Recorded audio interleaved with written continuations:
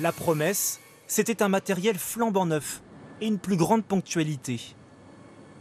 La région sud et Transdev vous souhaite la bienvenue à bord de ce train Zoo. Mais 2 mois après sa privatisation, la ligne régionale Marseille-Nice rencontre toujours des problèmes selon certains usagers.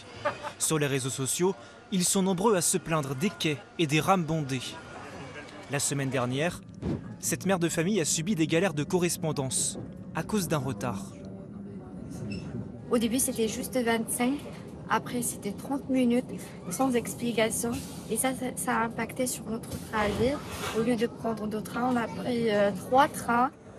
Il y a quelques jours, cette autre passagère a dû attendre son train pendant 1 heure, en pleine canicule. Après, il y a un train est arrivé, mais il n'allait que jusqu'à Antibes, pas plus loin. Donc après, il fallait prendre une correspondance.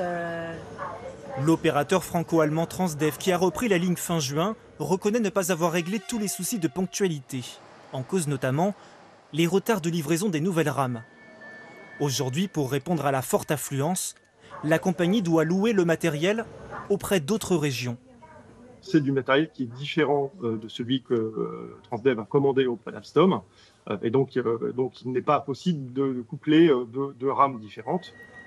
Des problèmes de circulation des trains aussi liés aux infrastructures et non pas à l'opérateur privé, selon cette experte. C'est une ligne qui est très chargée. En plus des TER, il y a également des TGV. Et donc, évidemment, quand il y a des problèmes dans cette infrastructure, le concurrent, il est concerné au même titre que l'opérateur historique. Et donc, il peut avoir les mêmes soucis de régularité.